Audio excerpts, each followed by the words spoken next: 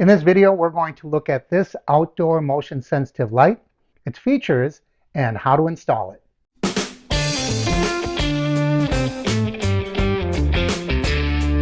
Welcome to the Average Me channel. I'm Mark, and in this video, we are going to look at how to install an outdoor light.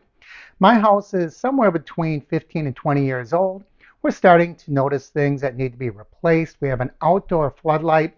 One of the lights has gone out, and I think it's just time to replace it. By the time you pay for a halogen bulb, you might as well just get a new LED unit. So that's what I did. I ordered this one off of Amazon. I'll link it down below, but it wasn't very expensive. I think it was under 50 bucks.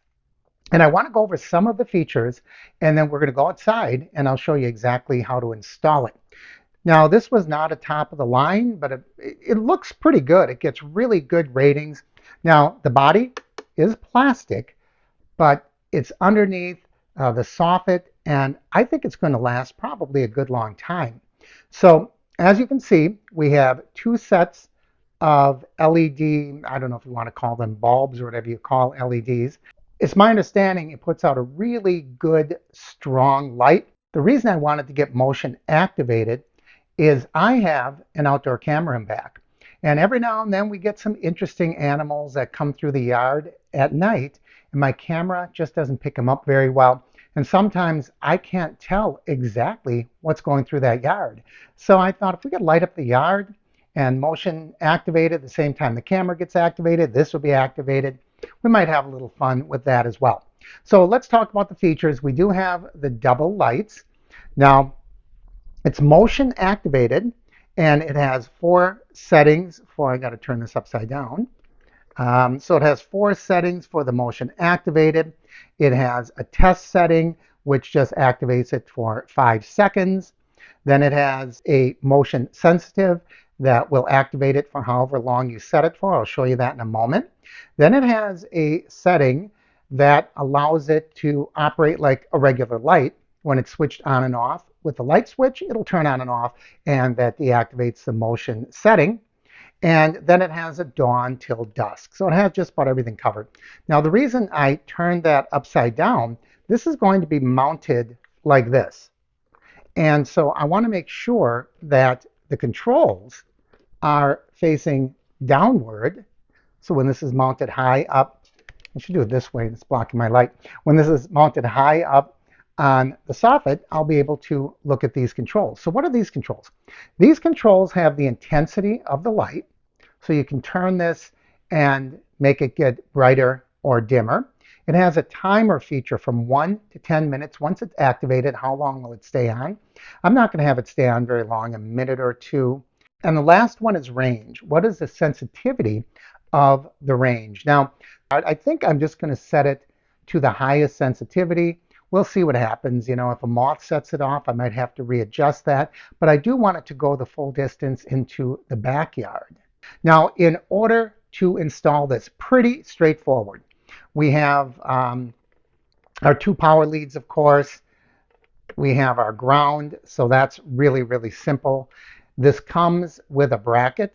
The bracket goes to the junction box. It's just a bar with a hole that's going to accommodate the single screw that goes through here. And then it has the wire nuts for these to hook up to. It's going to have the long screw to go through this, and then it's got a little cap to cap that off. So let's go outside and get started installing this. First thing we're going to do is turn off the power to that light. Next, we're going to remove the existing light. It looks like that's just held on with one Phillips screw in the center. Let's see what we have in there.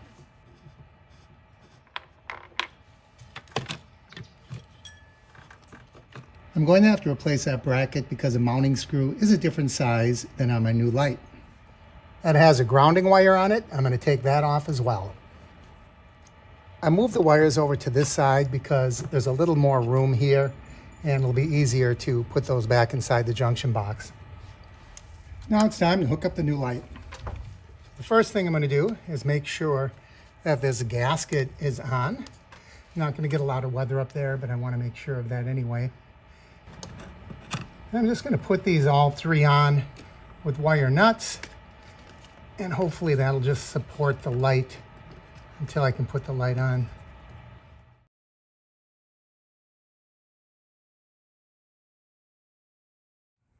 The base to the unit is a little small, and right in here you can see an opening to the junction box.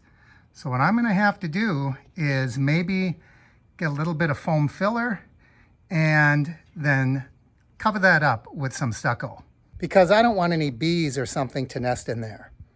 Right now it's set to test mode.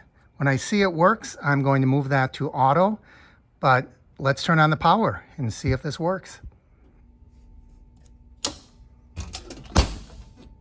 Okay, I tested it and then I moved it over to auto, so this might stay on for a couple of minutes. It looks like we finished just in time too. Look at those rain clouds. So that's it, not a difficult job, but like any job, you're gonna have your minor issues along the way. Can you hear that thunder? We got done just in time. As always, like, share, subscribe. I'm going to link that particular spotlight down below. If you wanna get one, I did notice my last one was plastic as well. That lasted almost 20 years, so I assume this is going to last a good long time as well. Thanks for joining me. I'm Mark. This is Average Me Channel.